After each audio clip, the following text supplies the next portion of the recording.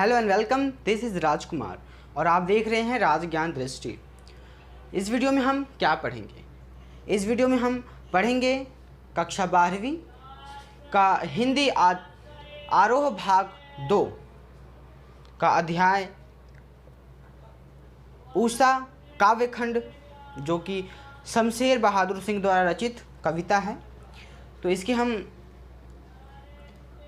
Optional type questions और subjective questions, जो कि परीक्षा की दृष्टि से महत्वपूर्ण और सहायक होंगे, उनका अध्ययन हम करेंगे। तो आइए शुरू करते हैं अपनी इस वीडियो की। पहला हमारा प्रश्न है, काली सील उपमान किसके लिए प्रयुक्त किया गया है? तो काली सील किसको दिखाता है? काला पहाड़, अंधेरे से युक्त आसमान, चंद्रमा का दाग या सूर्य ग्रहण को? यहाँ पर अंधेरे से युक्त आसमान को दिखाता है। अगला प्रश्न, कवि के अनुसार उषा का जादू कब टूटता है? रात्रि के समय, भोर के समय, सूर्योदय के समय या दोपहर के समय? सूर्योदय होने पर। बहुत काली सिल जरा से लाल केसर से की जैसे धूसर हो गई हो, पंक्ति का प्रयोग किसके लिए किया गया है? बहुत काली सील जरा से लाल केसर से जैसे धुल गई हो। तो यहाँ पर भोर का आकाश लालिमा से युक्त है, उसको दिखाया गया है। आकाश पूरा काला पड़ गया है, उसको दिखाया गया है। केसर को साफ किया गया है, उसको काली सील को धोया गया है उसको। तो भोर का आकाश लालिमा से युक्त हो चुका है, उसको दिखाया गया है। अगला प्रश्न है, उषा कविता के बारे में असत्य कथन क्या है? तो कविता में नवीन उपमानों का प्रयोग किया गया है। असत्य पूछा गया है हमें, तो हमें पहला हमारा सत्य होगा। कविता में नवीन बिंबों का प्रयोग किया गया है, यह भी सही है। कविता में नवीन प्रतीकों का प्रयोग किया गया है। कविता में शहरी जीवन के सजीव रूप का वर्णन किया गया है। तो यहाँ पर हमारा चौथा ऑप्शन हो जाता है गलत, क्योंकि यहाँ पर ग्रामीण जीवन का जो है सजीव रूप वर्णन किया गया है और हमें असत्य बताना था। अब हमारा अगला प्रश्न है, कविता में प्रायः कालीन आकाश की समानता किससे की गई है?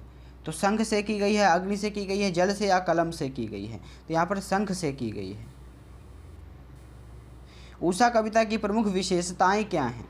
अलंकारों की विविधता है, वात्सल्य रस की अभिव्यक्ति है, नवीन उपमानों का प्रयोग है, सर्वबिंब का प्रयोग है। तो यहाँ पर नवीन उपमानों का प्रयोग है। अगला प्रश्न है वह सब्जेक्टिव टाइप क्वेश्चन है, यानी व्याख्या सहित है। तो अब हमारा अगला प्रश्न है, आकाश में काली सील पर लाल केसर के मलने के भाव को अपने शब्दों में स्पष्ट करें।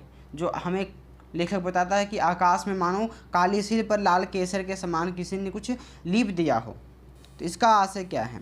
तो काली सील कालिमा से युक्त आकाश सदृश्य, जो काली सील है उसको काले आकाश की तरह दिखाया गया है और सूर्य की लालिमा सील पर केसर पीसने के समान दिखाया गया है। तो इस तरह से हम इसकी व्याख्या करेंगे। अगला प्रश्न है, उषा कविता में कवि ने प्रायः कालीन आकाश के लिए किन प्रतीकों का प्रयोग किया है?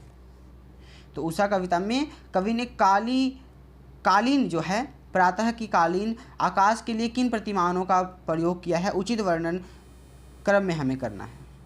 तो नीला शंख, आकाश के लिए कालीन क्या दिखाया गया? नीला शंख दिखाया गया है। और राख से लिपा हुआ चौका और काली सील तथा लाल केसर से धुलना और स्लेट पर लाल खड़ियाँ चाक का मलना, तो इन तरह से हमें दिखाया गया है। अब हमारा अगला प्रश्न है, जल में सूर्य के प्रतिबिंब को कवि किस रूप में चित्रित करता है? जो जल में सूर्य का प्रतिबिंब दिखता है, हमें छवि दिखती है, उसकी परछाई दिखती है, तो हमें उसको कवि किस रूप में प्रस्तुत कर रहा है? तो गोरी युवती के सुंदर शरीर के झिलमिले प्रतिबिंब के रूप में यहाँ पर सूर्य के प्रकाश को मानवीकरण किया गया है, यानी सूर्य के प्रकाश को मानवीकरण, एक मानव सुंदर लड़की के रूप में वहाँ पर दिखाया गया है। अब हमारा अगला प्रश्न है, कवि के अनुसार उषा का जादू क्या है और वह कैसे टूट जाता है? तो उषा का जादू क्या है और टूटता कब है, उसको बताना है। तो प्रातः कालीन आकाश का पल, जो सूर्य उगने से पहले और प्रातः होने के बाद जो बीच का जो पल है वह क्या है? उषा का जादू है। और टूटता कब है वह? जब आकाश में सूर्य निकल आता है। तो देखते हैं, प्रातःकालीन आकाश का पल पल परिवर्तित रूप जादू जैसा है और सूर्योदय होते ही आकाश के परिवर्तन समाप्त हो जाता है और उषा का जादू टूट जाता है। इस वीडियो में हम क्या पढ़ेंगे? इस वीडियो में हम पढ़ेंगे कवि गोस्वामी तुलसीदास द्वारा रचित कवितावली और लक्ष्मण मूर्छा और राम का विलाप से लिया गया कुछ महत्वपूर्ण प्रश्न जो परीक्षा की दृष्टि से लाभदायक हो सकते हैं। तो आइए शुरू करते हैं। खेती न किसान को, भिखारी को न भीख बली, कविता में वर्णन है, तो इसका आशय क्या है? किस चीज़ का वर्णन है? यह बेरोजगारी का है, राम राज्य का है, समृद्धि का है या युद्ध का है? तो यह बेरोजगारी का वर्णन करते हुए अपनी कवितावली में गोस्वामी तुलसीदास हमें बताते हैं। हमारा अगला क्वेश्चन है, मानव की सभी आवश्यकताओं की पूर्ति का साधन तुलसीदास ने किसे बताया है? तो पिता को बताया है, राम को बताया है, राजा को बताया है या भाग्य को बताया? तो हर समस्याओं का समाधान, हर आवश्यकताओं की पूर्ति के लिए राम का नाम जपना तुलसी जी ने बताया है। हमारा अगला क्वेश्चन है, तुलसीदास के अनुसार युद्ध की आग में आग से भी अधिक भयानक आग कौन सी है? तो जो पेट की आग है या खेत की आग है, जंगल की आग है या ज्वालामुखी की आग? तो पेट की आग को सबसे खतरनाक और समुद्र की आग से भी भयानक बताया है। हमारा अगला क्वेश्चन है, मांग के खइबो मसीत को सोइबो, पंक्ति में प्रयुक्त मसीत का अर्थ क्या है? मसीत से आशय क्या है? मंदिर से है, मच्छरदानी से है, मस्ती से है या मस्जिद से है? तो यहाँ पर मस्जिद से अर्थ हमारा मस्जिद से है। हमारा अगला क्वेश्चन है, कवितावली के बारे में त्रुटिपूर्ण कथन है, क्या है, क्या गलत है इसमें? यह पूछा गया है। तत्कालीन सामाजिक व आर्थिक दुर्व्यवस्था का चित्रण किया गया है, यह सही बात है।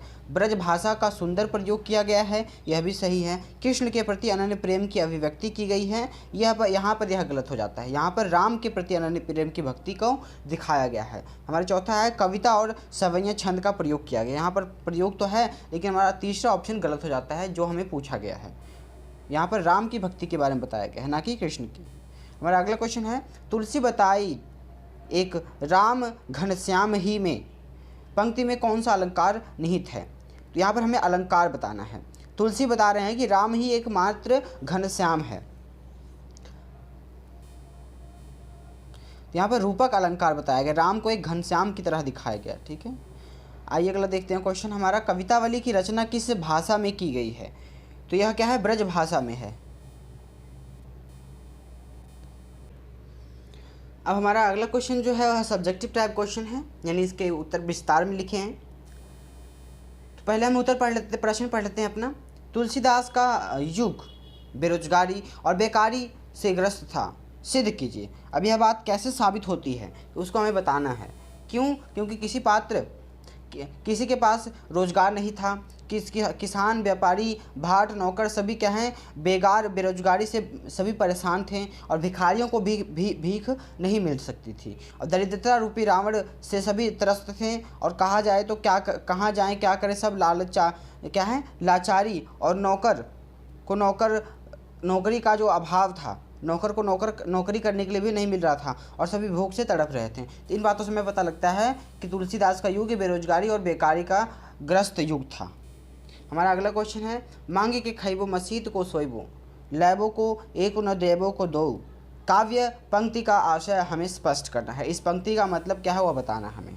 तो इसमें बताना है कि तुलसीदास के स्वाभिमान एवं निडरता की अभिव्यक्ति होती है इस बात से, और राम की भक्ति के बल पर जाति पाति एवं धर्म के आडंबरों का खंडन करते हैं और अपने संसार के बिगड़ने का भय नहीं है। संसार उनको क्या कहेगा, उससे कोई फ़र्क नहीं पड़ता। यहाँ पर हमें इस बात का पता लगता है, राम के भरोसे ही निश्चिंत मांग कर खाने की बात कह रहे हैं यहाँ पर, और मस्जिद में सोने से परहेज भी नहीं कर रहे हैं, और समाज से कोई संबंध नहीं दिखाया गया है इन पंक्तियों में। तो हमारा उत्तर कुछ इस तरह से होगा। तो हमारा अगला प्रश्न है, तुलसीदास ने दरिद्रता की तुलना किससे की है और क्यों? तो ये जो दरिद्रता का शब्द उपयोग किया है इसकी तुलना किससे की है और क्यों किया गया है? तो दरिद्रता की तुलना रावण से की गई है और रावण के समान ही क्या है, दरिद्रता में संसार त्रस्त था। तो उस समय जिस तरह से लोग त्रस्त थे और तो इस तरह का दिखाया गया कि रावण का मानो की दरिद्रता छाई हुई है रावण रूपी, और रावण के काल में जिस तरह से लोग त्रस्त थे उसके अत्याचारों से, इस तरह से अत्याचार मुगलों के ज़माने में हो रहा है, तो उसको दिखाया गया यहाँ पर। हमारा अगला क्वेश्चन है, कवितावली में तुलसीदास ने किन सामाजिक बुराइयों का उल्लेख किया है। तो अपनी कविता में सामाजिक बुराई, किस तरह की सामाजिक बुराई का उल्लेख किया गया है, तो समाज में अन्याय और अधर्म व्याप्त है और आपूर्ति उदर पूर्ति के लिए यानी कि पेट भरने के लिए लोग अपनी बेटे बेटियों को भी बेच रहे हैं। तो इस तरह के अन्याय को दिखाया गया कि कोई धर्म नहीं, कोई अधर्म नहीं, हर तरह के बुरे काम लोग करने के लिए तैयार हैं, अपने पेट को भरने के लिए बेटा बेटी को भी बेचने को तैयार हैं। तो यहाँ पर इस तरह से दिखाया गया है। ठीक है, हमारा अगला क्वेश्चन है राम लक्ष्मण का मूर्छा होना और राम का विलाप कविता से। तो आइए देखते हैं पहला प्रश्न, राम लक्ष्मण को अपने जीवन में किससे समान महत्वपूर्ण मानते हैं। अब जो राम हैं वह लक्ष्मण को किससे महत्वपूर्ण मानते हैं, सर्पमणि के समान मानते हैं, स्वर्ग की चमक के समान मानते हैं, हीरे की चमक के समान मानते हैं, भक्त की भक्ति के समान मानते हैं। सर्प की मणि के समान मानते हैं, मतलब कि सर्प अपने बिना मणि के नहीं रह सकता है, उसी प्रकार राम लक्ष्मण के बिना नहीं रह सकते हैं। हमारा अगला प्रश्न है, 10 कंधर शब्द में कौन सा समास है। तो यहाँ पर बहुव्रीहि समास का उपयोग किया गया है। हमारा अगला क्वेश्चन है, हनुमान किससे अनुमति लेकर जीवमणि संजीवनी के साथ लंका की ओर गए। तो अनुमति किससे ली उन्होंने, भरत से अनुमति ली रास्ते में। सीता को जगदम्बा कौन कहता है, तो कुंभकर्ण है जो सीता को जगदम्बा कहता है। नरगति भगत कृपाल देखाई पंक्ति किसके द्वारा कही गई है। नरगति भगत कृपाल देखाई, तो यह जो शिव हैं वह कहते हैं कि भगवान राम तो एक किसी आम आदमी की तरह विलाप कर रहे हैं, देखो पार्वती। जागा निश्चर देखिए कया मानुह कालु देह धरी वैसा। तो इस पंक्ति में अलंकार कौन सा है वह बताना हमें। तो यहाँ पर उत्प्रेक्षा अलंकार का उपयोग किया गया है। अगला क्वेश्चन है, बहुविधि सोचत सोच विमोचन त्राश्रवत ललील राजीव दल लोचन। पंक्ति में कौन सा रस निहित है, इसमें हमें रस बताना है कौन सा है। बहुविधि सोचत सोच विमोचत त्रवस ललित राजीव दल लोचन। अद्भुत रस है, विभक्त रस है, शांत रस है, करुण रस है। तो यहाँ पर करुण रस दिखाया गया है। यदि राम को क्या ज्ञात होता तो वह पिता के वचन को मानने से इनकार कर देते। तो राम कहते हैं बिलाते हुए, यदि मुझे पता होता तुम मूर्छित हो जाओगे, तुम्हारा यह हाल होगा, तो मैं तुम्हें कभी नहीं लेकर आता और पिता का वचन तोड़ देता। तो यह कहते हैं अत्यधिक शारीरिक कष्ट लक्ष्मण का वियोग के कारण या सीता के वियोग के कारण या भारत के वियोग के कारण। तो ये लक्ष्मण के वियोग के कारण कहते हैं। अगला प्रश्न हमारा, लक्ष्मण को मूर्छित अवस्था में देखकर राम का व्यवहार किसके समान होता है। ईश्वर के समान होता है, शिव के समान होता है, साधारण मनुष्य के समान होता है, अजनबी के समान होता है। तो यह साधारण मनुष्यों के समान व्यवहार करने लगते हैं भगवान राम। हमारा अगला प्रश्न है, रामचरितमानस की रचना किस भाषा में की गई है। तो किस भाषा में की गई है, रामचरितमानस तुलसीदास द्वारा रचित। इस वीडियो में हम क्या पढ़ेंगे, इस वीडियो में हम पढ़ेंगे कक्षा 12वीं के हिंदी पुस्तक आरोह भाग 2, जिसमें हम काव्यखंड से अध्याय 9 फिराक गोरखपुरी द्वारा लिखित रुबैया और गज़ल का मल्टीपल चॉइस क्वेश्चन यानी एमसीक्यूज और सब्जेक्टिव क्वेश्चंस के साथ इस अध्याय का और इस काव्यखंड का परीक्षा की दृष्टि से महत्वपूर्ण प्रश्नों का अभ्यास करेंगे। तो आइए शुरू करें अपने इस अध्याय की। पहला क्वेश्चन है हमारा, माँ बच्चे को चांद का प्रतिबिंब कैसे दिखाती है। जो माता होती है, जब बच्चा जिद करता है कि मैया मुझे तो चांद खेलना है, मुझे चांद के साथ खेलना है, तो वह कैसे इसकी जिद को पूरी करती है और बच्चे का जो प्रतिबिंब है, चेहरा है, चांद का चेहरा है, कैसे दिखाती है। हाथ से, दर्पण से, खिलौने से या इशारों से। तो वह दर्पण से दिखाती है जो चांद का प्रतिबिंब। हमारा अगला क्वेश्चन है, आंगन में ठुनक रहा है जिद आया है ना। पंक्ति हमारी गज़ल में इस तरह से जब प्रयोग होता है, आंगन में ठुनक रहा है जिद आया है।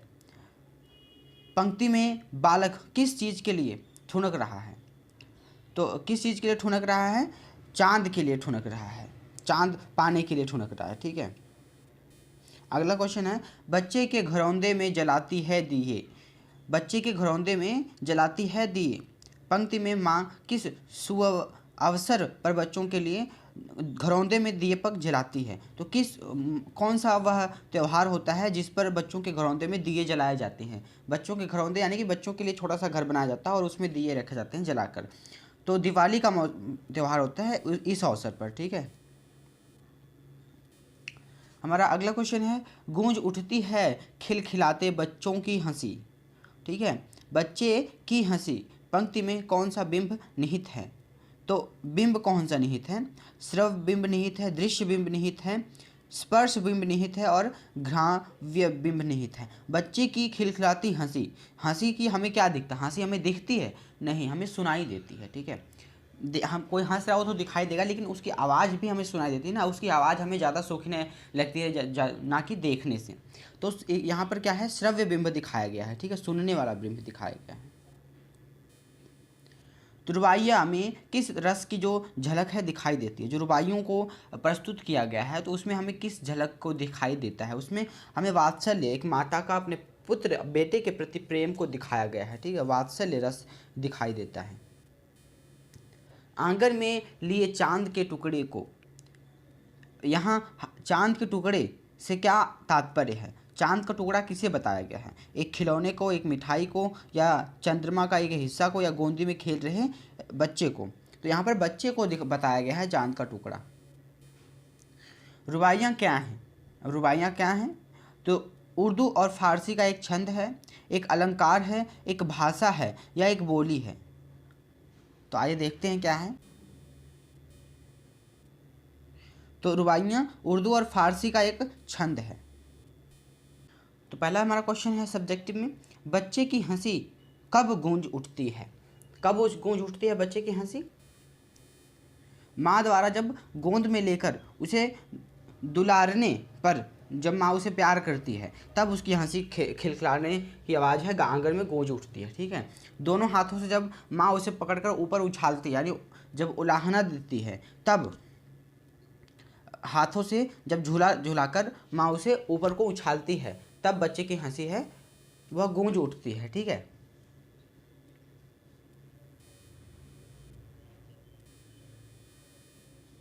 अब देखते हैं हमारा अगला क्वेश्चन, माँ अपने बच्चे की जिद को किस प्रकार शांत करती है। जब माँ से बच्चा जिदियाने लगता है कि मुझे चांद चाहिए, तो माँ उसकी जिद को कैसे शांत करती है। तो बच्चे के हाथ में आईना यानी दर्पण दे देती है या शीशा दे देती है, उसे देखकर उसमें बच्चा चांद का प्रतिबिंब दिखाकर। ठीक है। तो बच्चे को उस प्रतिबिंब में दिखाकर चांद का दर्पण में तो बच्चे को शांत कर देती है माता। हमारा अगला क्वेश्चन है, भाई है छाई है घटा गांगन में हल्की हल्की। छाई है घटा गगन में हल्की हल्की। कवि ने इस पंक्ति में पंक्ति का जो प्रयोग है किस संदर्भ में किया है। जो घटा छाई है हल्की हल्की, इसको किस पंक्ति किस संदर्भ में प्रयोग किया गया है। तो यहाँ पर रक्षाबंधन का मौसम होता है, त्यौहार होता है। उस त्यौहार रक्षाबंधन सावन के मौसम में आता है, जब बरसात का मौसम होता है। तो उसको दिखाते हुए यहाँ पर प्रेम भरी सुबह, जब आसमान में सावन मास की छोटी छोटी बदली छाई रहती हैं, यानी बादल छाए रहते हैं छोटे छोटे, तो यह मौसम बहनों के मन उमंग और उल्लास भर देता है। तो जो सावन का मौसम होता है रक्षाबंधन पर, तो बहनों को मन में क्या है, हर्षोल्लास भर जाता है इस मौसम को देखकर। अब हमारा गज़ल के जो एमसीक्यूज़ हैं वह शुरू होते हैं, या हम इसे 1 नंबर के क्वेश्चन की तरह भी अपने परीक्षा की दृष्टि से तैयार कर सकते हैं। ठीक है, नौरस से क्या तात्पर्य है? नौरस से क्या तात्पर्य है? रसहीन, या नया रस से, या आनंद से, या चमक से? तो नया रस से तात्पर्य है।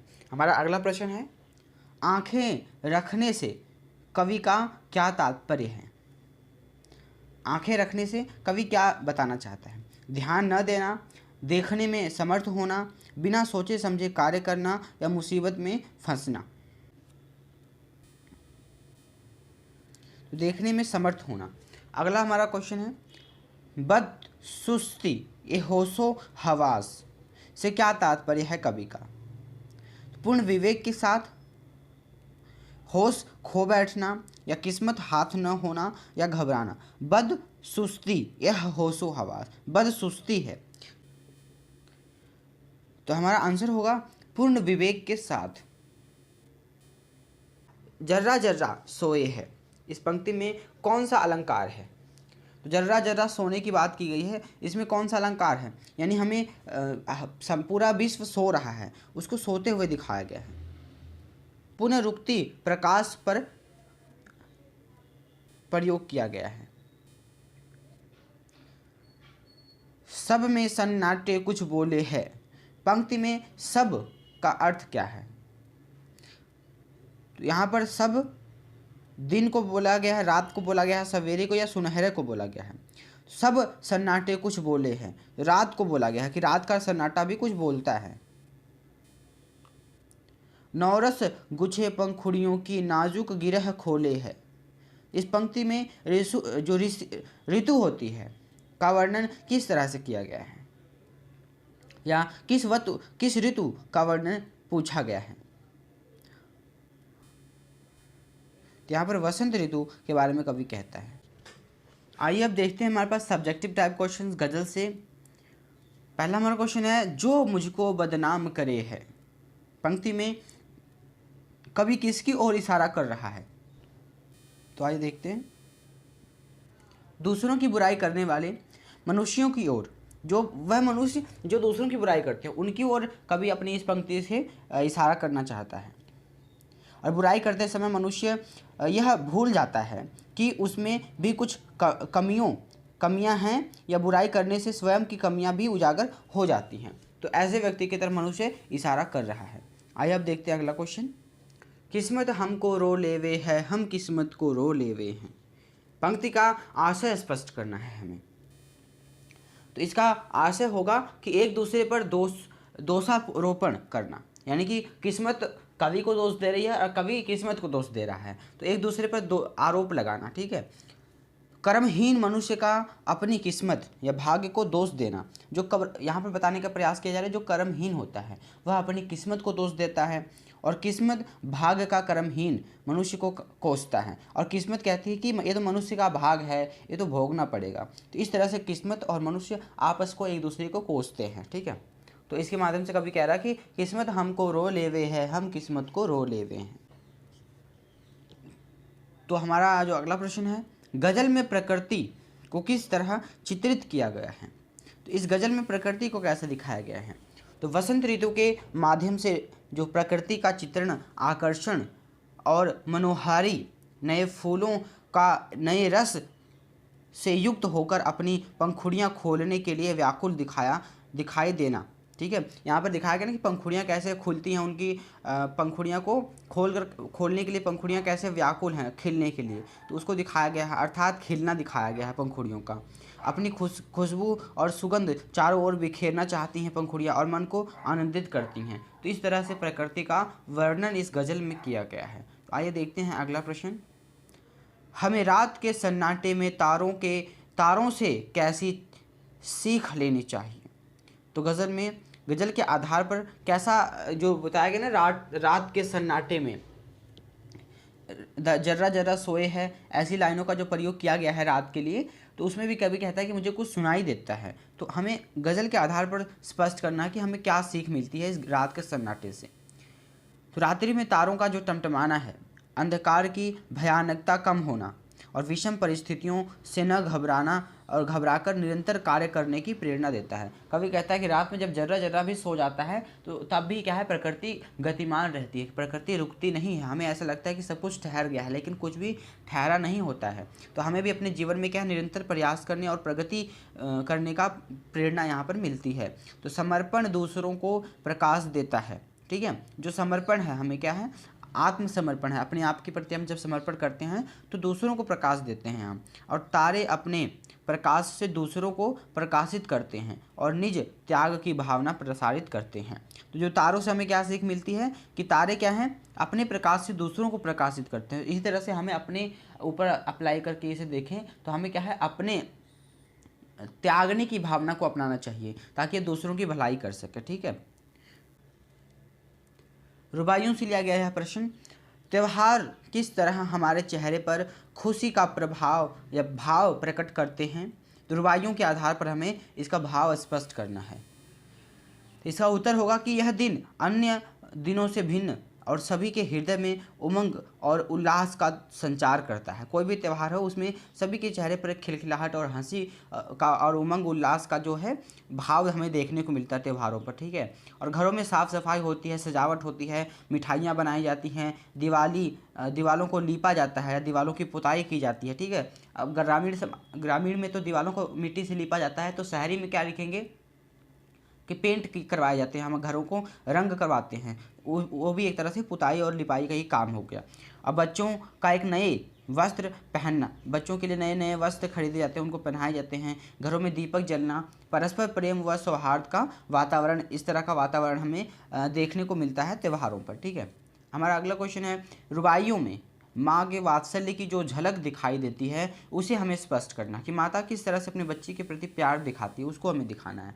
तो बच्चे को गोंद में लेकर झुलाना, ठीक है, दुलारना, प्यार करना, हाथों से ऊपर उछालकर फिर नीचे लेना और झुलाना और निर्मल जल से नहलाना, माता का इस तरह से हमें प्यार व वात्सल्य देखने को मिलता है। अब बच्चे के उजले हुए बालों को सुलझाना, घुटनों पर रखकर उसे कपड़े पहनाना, दिवाली की शाम चीनी मिट्टी के जगमगाते खिलौने लाना और उनके घरौंदे में दीपक जलाना, इस तरह से हमें माता का प्रेम बच्चे के प्रति दिखाई देता है। वीडियो में हम क्या पढ़ेंगे? इस वीडियो में हम पढ़ेंगे कक्षा 12वीं के हिंदी आरोह भाग 2 के अध्याय 8 बाबा साहेब भीमराव अंबेडकर द्वारा लिखित उनका यह घोषणा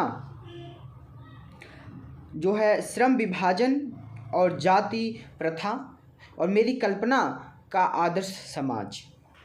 इस अध्याय से जुड़े हमारे जो भी प्रश्न बनते हैं उनकी हम क्रमवार ऑप्शन और लिखित प्रश्नोत्तरों की चर्चा अपने इस वीडियो में करेंगे। तो हमारा पहला क्वेश्चन है, इस युग में भी किसका होना लेखक को विडंबना की बात लगती है? तो किसका होना लेखक को विडंबना की बात लगती है? जातिवाद का होना या समाजवाद का होना, देश प्रेमियों का होना या लोकतंत्र का होना? तो यहाँ पर समाज में जातिवाद का होना लेखक को, भीमराव अंबेडकर को क्या है, विडंबना स्वरूप लगता है। तो आइए देखते हैं।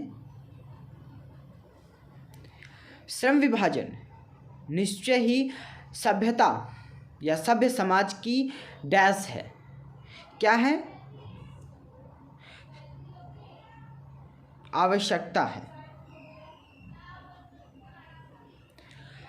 हमारा तीसरा प्रश्न है, डॉक्टर भीमराव अंबेडकर के इस भाषण का शीर्षक क्या था?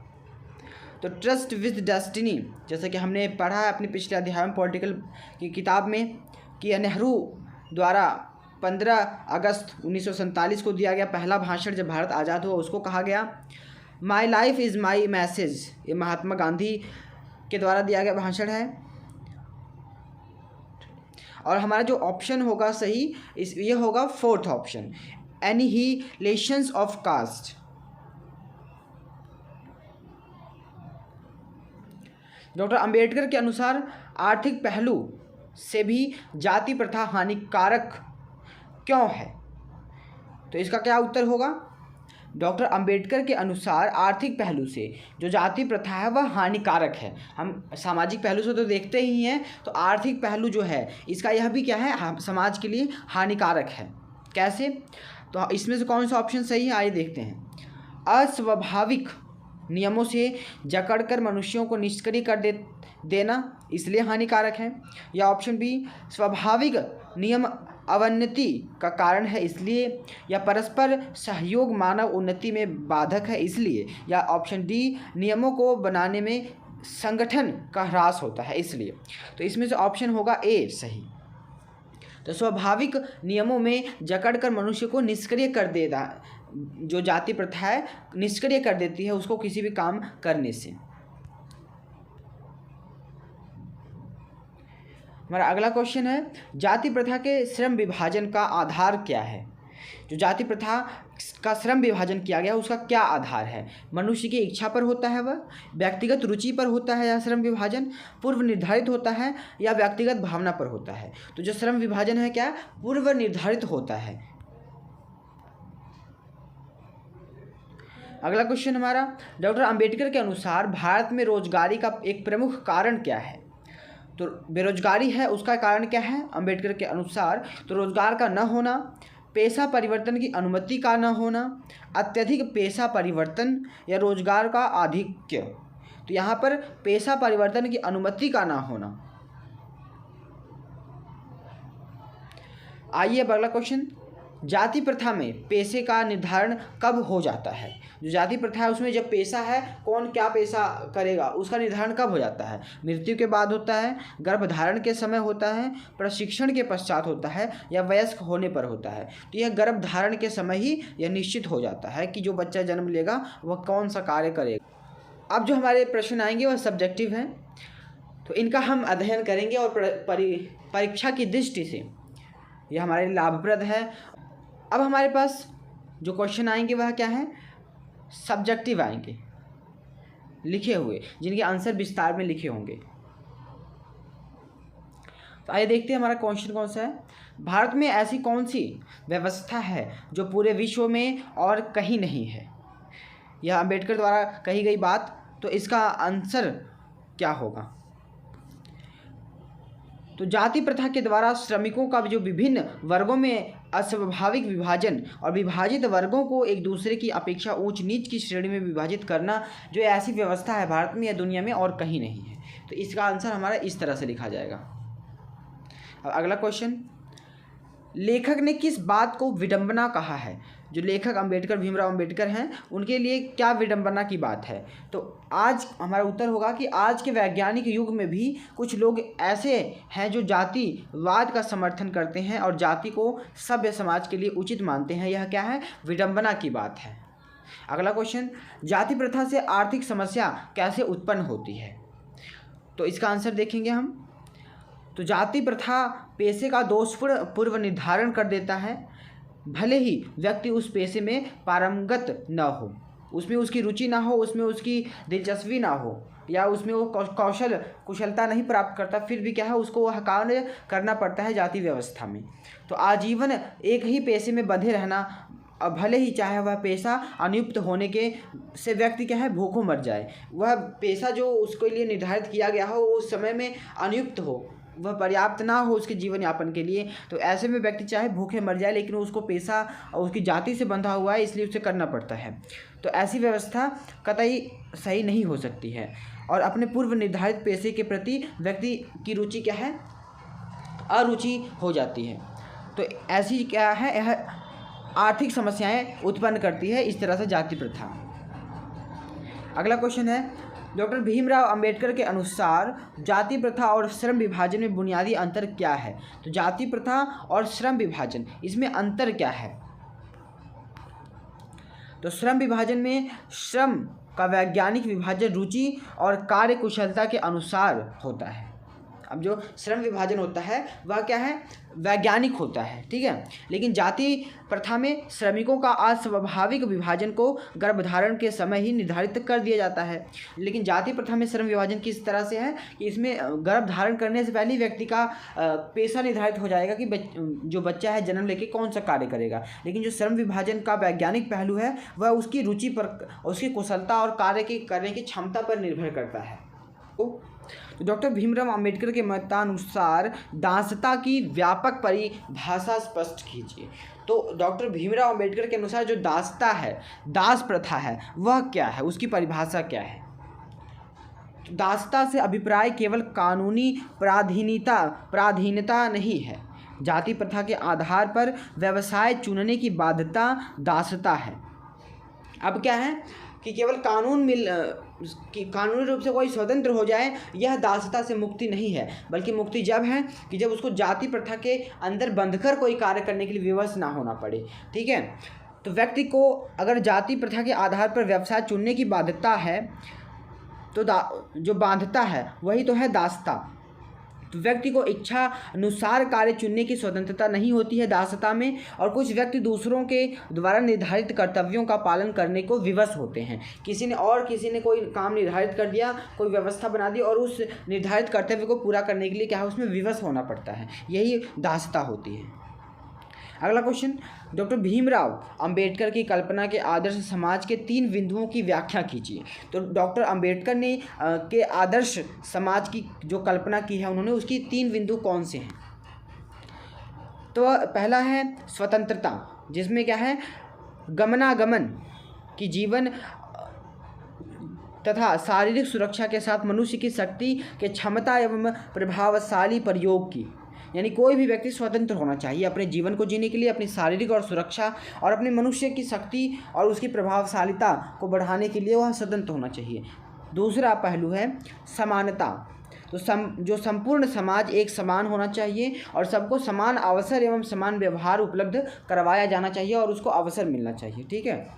और भ्रातृता, तो समाज के बहुविध हितों में सबका साथ होना चाहिए। जो भी सामाजिक हित है उसमें सबका सहयोग, सबका साथ होना चाहिए। अपने साथियों के प्रति श्रद्धा और सम्मान का भाव भी होना चाहिए, ठीक है। हमारे आस पड़ोस, हमारे समाज में जो अन्य लोग रहते हैं वह एक दूसरे का श्रद्धा और सम्मान की दृष्टि से एक दूसरे को देखें, यही है स्वतंत्रता, समानता और भ्रातृता डॉक्टर भीमराव अंबेडकर के आदर्श समाज की कल्पना। अब अगला क्वेश्चन देख, डॉक्टर भीमराव अंबेडकर किसे अनुचित ठहराते हैं। तो अंबेडकर के अनुसार अनुचित क्या है, वह किस बात को अनुचित ठहराते हैं। शारीरिक वंश परंपरा के आधार पर असमान व्यवहार, धार्मिक समानता को, जातिगत समानता को, आर्थिक समानता को। तो अगला क्वेश्चन, डॉक्टर भीमराव अंबेडकर के अनुसार मनुष्यों की क्षमता कितनी बातों पर निर्भर कर रहती है। जो किसी मनुष्य की क्षमता है उसकी कितनी बातों में उसकी क्षमता जो है निर्भर करती है। तो आइए देखते हैं। तो 3 बातें किसी मनुष्य की क्षमता पर निर्भर करती हैं कि उसकी क्षमता का विकास कैसे होगा। कौन सी, हमने पीछे भी पढ़ा कि जो उनके आदर्श समाज की कल्पना का तत्व था वही मनुष्य की क्षमता है, यानी स्वतंत्रता, समानता और भ्रातृता। तो मनुष्य की 3 क्षमताएं होती हैं। अगर इसको हम मनुष्य को प्रदान करें तो मनुष्य विकास करेगा, मनुष्य प्रगति करेगा। आइए इस क्वेश्चन पर हम नज़र डालते हैं। डॉक्टर भीमराव अंबेडकर के अनुसार जाति प्रथा के पोषक किसकी स्वतंत्रता देने को जल्दी तैयार नहीं होंगे। जाति प्रथा के पोषक हैं, यानी जो जाति प्रथा को बनाए रखना चाहते हैं, जो इसके सपोर्टर हैं जाति प्रथा को जो सही मानते हैं, वह किस बात की स्वतंत्रता देने से जल्दी तैयार नहीं होंगे। किसकी स्वतंत्रता, संपत्ति के अधिकार की, या मनुष्यों के सक्षम एवं प्रभावशाली प्रयोग की, जीवन सुरक्षा के अधिकार की, शारीरिक सुरक्षा के अधिकार की। तो इसमें मनुष्यों की सक्षमता का उपयोग हो इसके लिए को है जो जाति को समर्थन करते हैं वह तैयार नहीं होंगे। अगला क्वेश्चन, लेखक के अनुसार लोकतंत्र मूलतः क्या है। जो भीमराव अंबेडकर है उनके अनुसार लोकतंत्र क्या है, सच्चा लोकतंत्र क्या है। तो समाज के लिए आवश्यक है असहिष्णुता की जड़ है, शासन की निकृष्ट प्रणाली है, दिन जीवनचर्या का एक रूप है। आइए देखते हैं। तो जीवनचर्या का एक रूप होना चाहिए लोकतंत्र। अगला प्रश्न हमारा, डॉक्टर भीमराव अंबेडकर के अनुसार किसी आदर्श समाज में क्या आवश्यक है? एक आदर्श समाज में क्या चीज़ होनी चाहिए, क्या तत्व होने चाहिए? उसमें गतिशीलता होनी चाहिए, ठहराव होना चाहिए, कट्टरता होनी चाहिए या असहिष्णुता होनी चाहिए?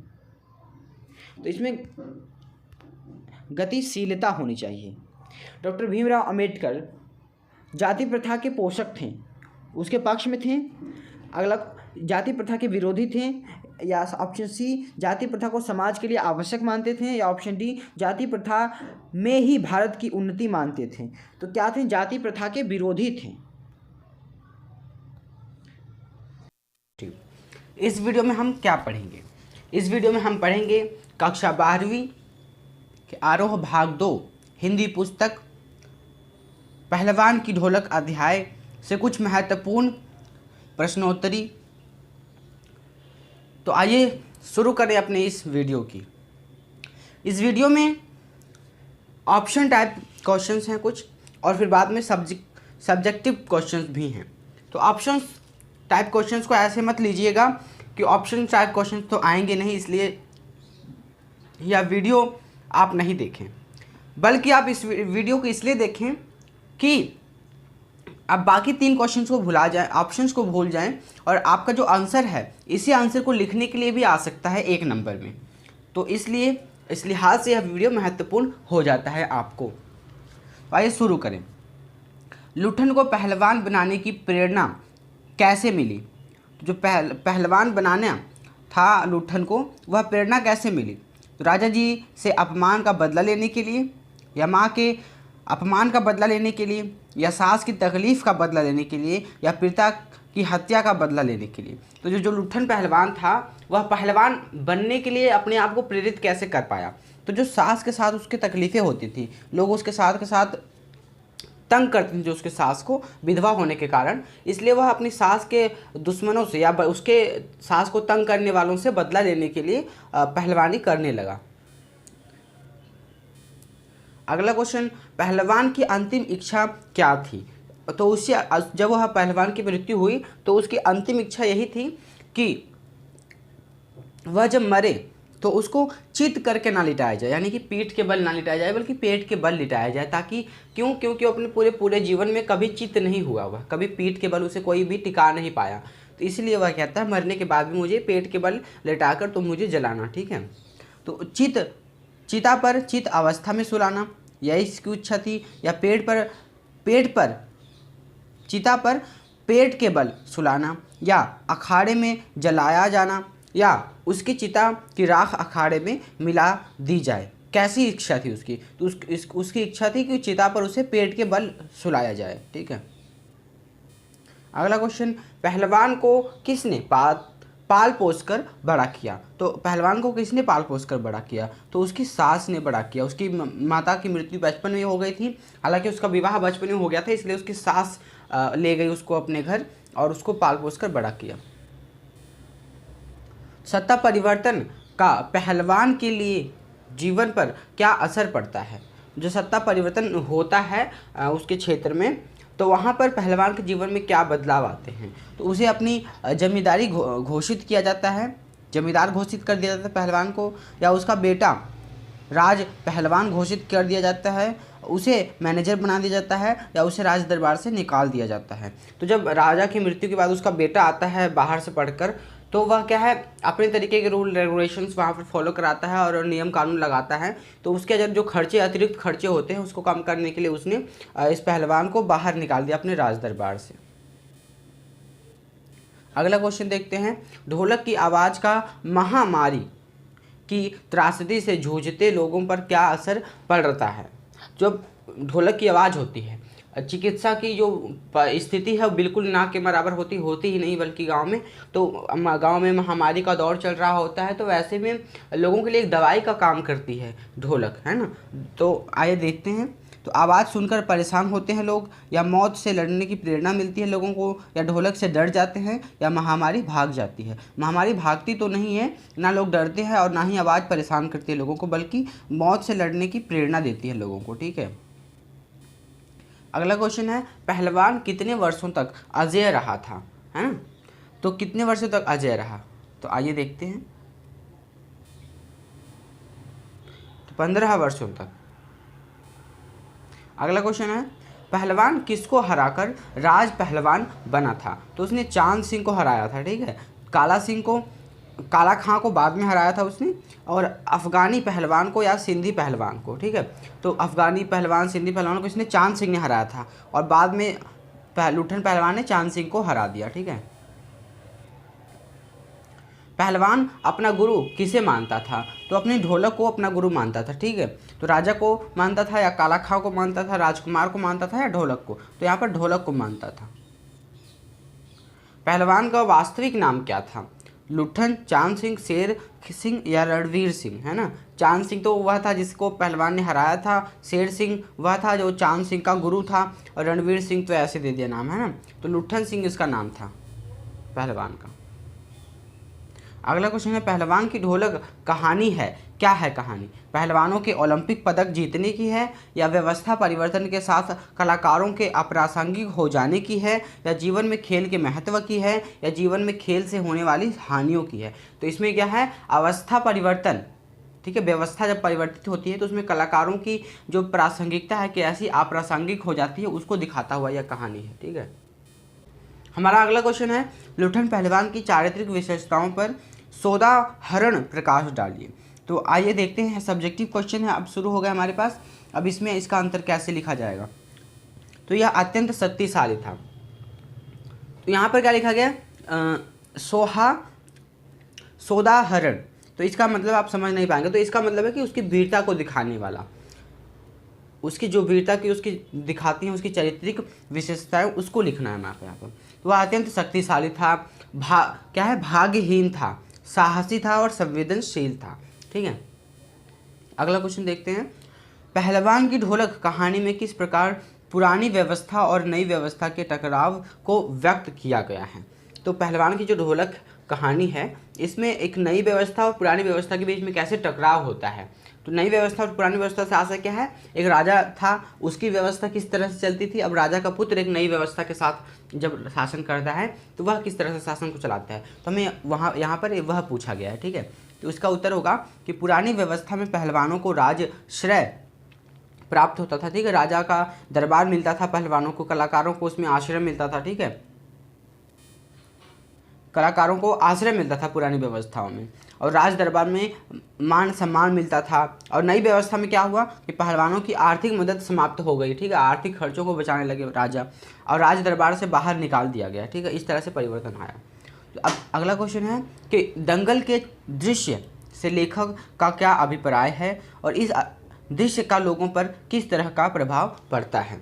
जो दंगल का दृश्य दिखाया गया है, इसका लेखक का आशय क्या है? तो लुठन ढोलक की आवाज़ के बल पर ही दंगल जीतता था, और उस दृश्य को याद कर लोग क्या है, उत्साह से भर उठते थे। अब वह उन्हें बीमारी से लड़ने की प्रेरणा भी देता था। तो हमारा अगला क्वेश्चन है, लुठन के राज पहलवान बन जाने के बाद उसकी दिनचर्या कैसी थी, वर्णन कीजिए। अब वह राज दरबार में राज दरबारी पहलवान बन गया, तो उसके बाद उसकी जीवनचर्या थी, दिनचर्या थी, वह कैसी थी, उसकी हमें व्याख्या करनी है। तो वह राज दरबार का दर्शनीय जीव बन गया। ठीक है, और उसे प्रत्येक व्यवहार से सबका मनोरंजन, और मेले में शरीर पर मिट्टी मलकर सांड या भैंस जैसा व्यवहार करता था। अब वह क्या, मस्त मौला बनकर पूरा एकदम राज दरबार में खाता पीता था, और मेले में जाकर जिस दुकान पर भी बैठ गया उसको वहाँ पर परोस दिया जाता था, और खा के पूरा अपना पेट भर लेता था। और जब मानो कि कोई सांड या भैंस जो है पूरा मेले में घूम रहा है दहाड़ता हुआ। ठीक है, इस तरह से वह घूमता रहता था। तो मान लो अगर 2 नंबर का क्वेश्चन आता है तो हम उसको इस तरह लिख सकते हैं। अगर 6 नंबर का क्वेश्चन आता है या 4 नंबर का क्वेश्चन आता है तो उसमें हम उसके बच्चों को किस तरह से वह शिक्षा देता था, बच्चों को सिखाता था। बाद में उसके बच्चों को राज पहलवान घोषित कर दिया गया भविष्य का, तो उसको वह प्रशिक्षण देता था। तो उसको भी हम इन बातों को भी शामिल कर सकते हैं ताकि हमारा जो उत्तर है बड़ा हो सके और बड़े उत्तर नंबर का हो सके। ठीक है, अगला क्वेश्चन है, भयंकर महामारी से त्रस्त गांव का दृश्य कैसा था। अब जो गांव में महामारी फैली थी तो गांव में वह दृश्य कैसा था उस महामारी का। तो हृदय विदारक यानी कि हृदय को दुखी पहुंचाने वाला दृश्य, और महामारी, सूखे और गरीबी के चारों ओर मृत्यु का सन्नाटा सा था। एक महामारी के दौर में चारों तरफ सूखा, गरीबी और चारों तरफ मृत्यु का सन्नाटा और लोगों की सिर्फ चीखे चिल्लाने की आवाज़ें सुनाई पड़ती थी। ठीक है, अगला क्वेश्चन है, पहलवान की ढोलक मृत प्राय गांव वालों के लिए कैसी जीवनदायिनी थी। अब पहलवान की ढोलक में क्या ताकत थी वह पूछा गया है। ठीक है, मरते मरते लोगों को गांव में कैसे उत्साह पैदा कर देती थी, उनके मन में जीने की लालसा पैदा करती थी, उसको हमें बताना है यहाँ पर।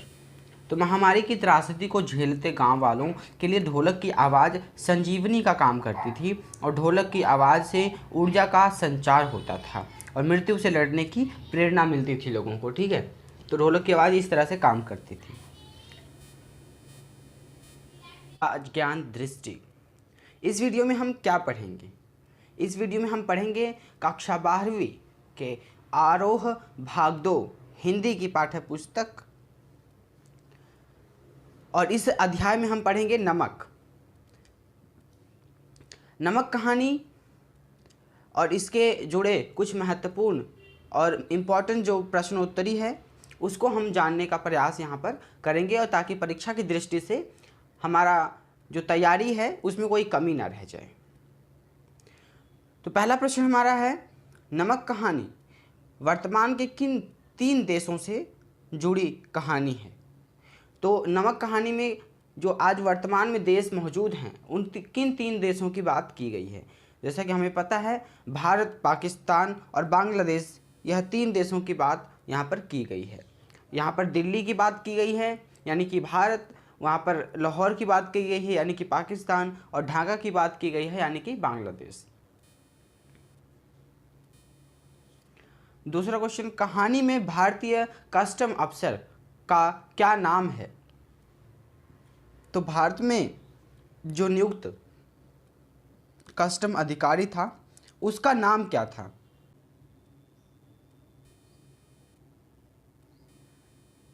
अगला क्वेश्चन देखते हैं, लाहौर और अमृतसर में अंतर करना साफिया के लिए क्यों मुश्किल था। तो लाहौर और अमृतसर में अंतर कर पाना जो साफिया हमारे लेखक थी उनके लिए मुश्किल क्यों था। तो सामाजिक सांस्कृतिक समानता के कारण, या क्रोध के कारण, अज्ञानता के कारण, या नज़र कमज़ोर होने के कारण। तो भारत और पाकिस्तान में जो एक ही देश थे पहले 1947 से पहले, तो इनमें क्या है, सांस्कृतिक समानता होना स्वाभाविक है। तो लाहौर और अमृतसर तो एक ही शहर हुआ करते थे, आपस में जुड़े शहर, तो इनमें समानता भला कैसे ना हो। तो इसमें सामाजिक और सांस्कृतिक समानता के कारण साफिया अंतर कर पाना मुश्किल था इनके लिए।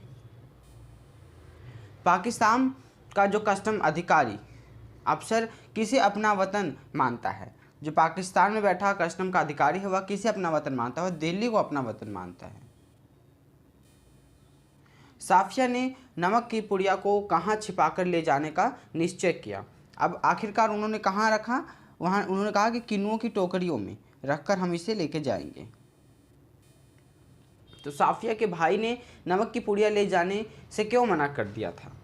तो मना क्यों किया, कीमती होने के कारण, या ख़राब होने के कारण, गैर कानूनी होने के कारण, या भारी होने के कारण। तो नमक ले जाना गैर कानूनी था, इसलिए उसके भाई ने मना किया था।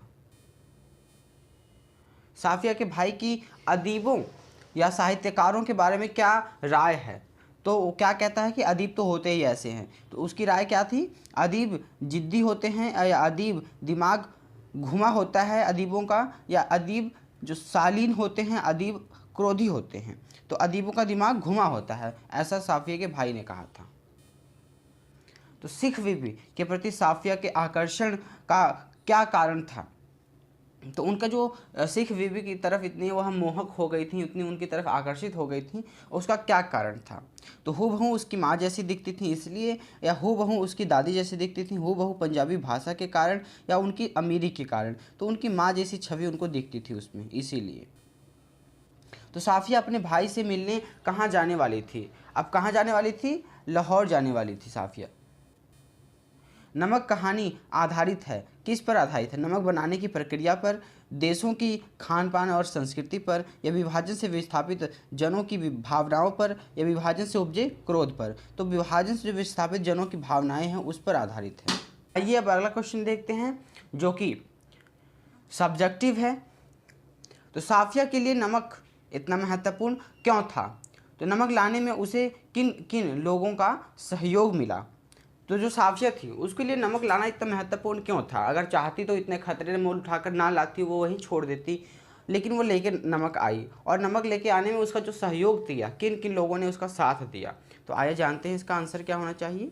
तो सिख बीबी ने मंगवाया था इसलिए क्योंकि वह उसको अपनी माँ की छवि दिखती थी सिख बीबी में, ठीक है, और जिनसे क्या है साफिया का भावनात्मक जुड़ाव था, और साफिया का सिख बीबी को नमक लाने का वादा भी कर चुकी थी इसलिए, और पाकिस्तानी और भारतीय कस्टम अफसरों का सहयोग इसको मिला, तभी यह काम अपना पूरा कर सकी।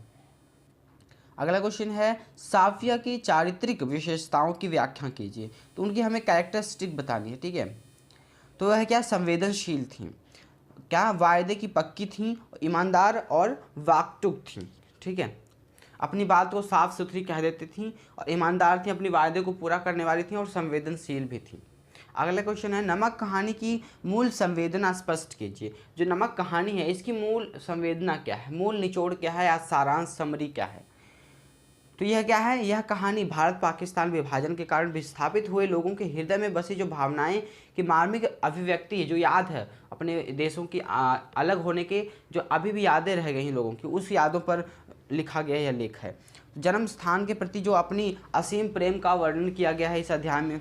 तो मानवीय संवेदनाएं कानून से ऊपर होती हैं, यहाँ पर कहा गया है, दिखाया गया इस अध्याय में नमक के माध्यम से कि जो मानव की अपनी भावनाएं होती हैं वह किसी भी कानून से ऊपर होती हैं। मानचित्र का विभाजन संवेदनाओं को विभाजित नहीं कर सकता है। वह कहते हैं जो जन्मभूमि से अपने लगाव है, किसी भी व्यक्ति का भावनात्मक लगाव है अपनी मातृभूमि से, वह क्या है कोई सीमाएं उसको बांध नहीं सकती हैं। आइए अब देखें अगला क्वेश्चन। साफिया को अटारी में समझ नहीं आया कि लाहौर कहाँ ख़त्म हुआ और किस जगह से अमृतसर शुरू हो गया। तो ऐसा क्यों? अब जो साफियाँ थीं जब सफ़र कर रही थीं तो अटारी में उनको समझ ही नहीं आया कि लाहौर कहाँ ख़त्म हो चुका है और अमृतसर कहाँ से शुरू हुआ। उनको अंतर कर पाना मुश्किल था क्योंकि एक जैसी ज़बान, एक जैसी बोली, एक जैसा पहरावा था और गालियाँ भी एक जैसी थी, तो इन सब के कारण जो है इनको अंतर कर पाना मुश्किल था। तो आइए देखते हैं इसका उत्तर कैसा लिखे जाएगा। तो भौगोलिक संरचना एक जैसी थी। अब भौगोलिक जो बनावट है, अब ऐसा तो है नहीं कि वह लाहौर में पहाड़ी क्षेत्र में आ रही हैं तो यहाँ आके मैदानी, ऐसा भी नहीं था। बिल्कुल एक जैसी बनावट, भौगोलिक बनावट एक जैसी थी, मौसम का मिजाज एक जैसा था, ठीक है। सामाजिक सांस्कृतिक समानता एक जैसी थी, बोली एक जैसी थी, वहाँ भी लोग पंजाबी बोलते, यहाँ भी लोग पंजाबी बोलते हैं, वहाँ भी पहनावा एक जैसा, यहाँ भी पहनावा एक जैसा, है ना। तो शक्ल वेशभूषा भी एक जैसे ही, और लहजा गालियाँ एक समान थी। इन्हीं कारणों से उनको अंतर कर पाना मुश्किल हो रहा था। तो आइए देखते हैं अब अगला क्वेश्चन क्या है। नमक की पुड़िया ले जाने के संबंध में साफिया के मन में क्या द्वंद्व था, तो उसका क्या समाधान निकाला। अब नमक की पुड़िया लेके तो जाना चाहती थी वो किसी भी हालत में, लेकिन फिर भी उसके मन में कोई द्वंद्व उत्पन्न हो रहा था। उसके रह के कुछ मतलब अंदर ही अंदर कचोट रहा था कि भाई नहीं, मैं तो चोरी करके नहीं लेके जाऊंगी, इस नमक को लेके तो जाऊंगी लेकिन चोरी करके नहीं ले जाऊंगी। अब उसका समाधान कैसे निकाला, आइए देखते हैं प्रश्न क्या है, उत्तर क्या होना चाहिए। तो उसे चोरी छिपे भारत ले जाए या कस्टम अधिकारियों को दिखाकर, ठीक है। अब वो उसके द्वंद्व क्या था कि वो कभी सोचती थी मैं छुपा के ले जाऊं या कभी सोचती थी मैं दिखा कर ले जाऊं, कैसे लेके जाना चाहिए, ठीक है। तो इसको लेकर उसके अंदर कन्फ्यूजन थी, द्वंद्व था। तो प्रेम की भेंट को चोरी से न ले जाने का फैसला किया। आखिरकार उसने फैसला क्या किया कि वह जो प्रेम की भेंट है अपने माता के लिए लेकर जा रही है, जो भेंट स्वरूप जो नमक है उसको चोरी से तो नहीं लेकर जाएगी। अब कस्टम अधिकारी को नमक की पुड़िया दिखाने का फैसला किया। आखिरकार उसने फैसला किया कि वह पुड़िया दिखा कर जाएगी लेकर कस्टम अधिकारियों को, चाहे हो चाहे जाए, ठीक है। तो इस तरह से हम अपना उत्तर, छोटा सा उत्तर लिख देंगे। तो आशय स्पष्ट कीजिए, आशय किसका स्पष्ट करना है? तो मोहब्बत तो कस्टम से इस तरह गुजर जाती है कि कानून हैरान रह जाता है। इस बात का हमें अर्थ बताना है, ठीक है। तो प्रेम की भावना में बड़ा दम होता है, प्रेम के समक्ष कानून विवश हो जाता है और प्रेम के सभी कायल होते हैं। तो इसका ये मतलब है। तो यह कहा किसने? यह पाकिस्तानी जो कस्टम अधिकारी था उसने कहा कि जो प्रेम है, जो मोहब्बत है, उसके आगे तो बड़े के बड़े कानून जो है धरे के धरे रह जाते हैं, ठीक है।